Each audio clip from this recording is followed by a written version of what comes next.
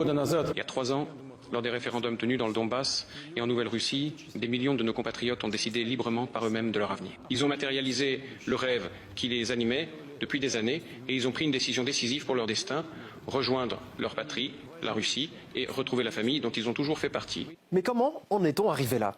Tout a commencé le 21 février 2022, quand Vladimir Poutine a répondu favorablement à un appel à la reconnaissance des dirigeants des 2 républiques concernées.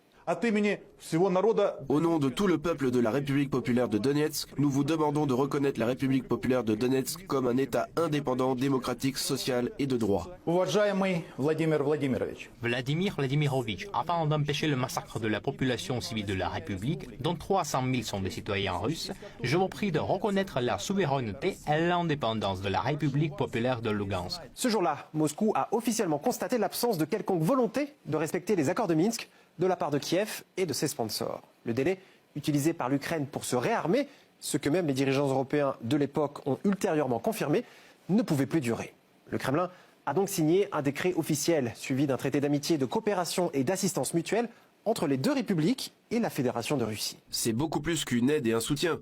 Il s'agit de décisions fondamentales qui donnent la certitude d'un avenir pacifique pour un Donbass fort faisant partie de la Russie. Le président de la Fédération de Russie a concrétisé la volonté des Russes, la volonté du peuple russe, d'être unis. Nous sommes reconnaissants à Vladimir Poutine et à toute la Russie. Une reconnaissance suivie le lendemain par la ratification des traités par le Parlement russe. 2 jours plus tard, commençait l'opération militaire spéciale. Dès le mois de juillet, les forces russes proclament le contrôle total de l'oblast de Lugansk, marquant une étape vers la consolidation des territoires libérés dans l'est de l'Ukraine.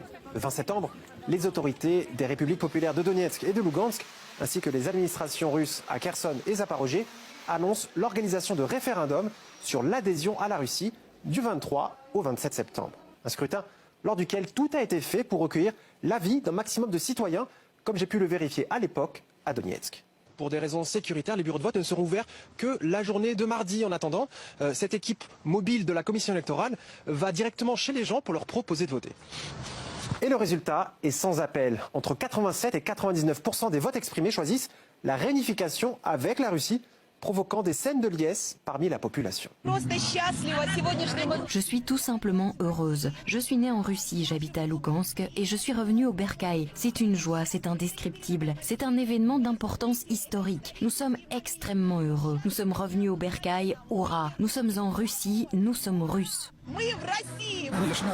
Bien sûr, nous sommes heureux. Nous attendons beaucoup. L'essentiel, c'est que nos attentes se réalisent. Nos attentes positives, bien sûr. Que la vie s'améliore et surtout, bien sûr, que la paix s'installe. Parce que la situation est compliquée. Même en ce jour, c'est une joie teintée d'amertume, comme on dit. Moscou reconnaît donc immédiatement les oblasts de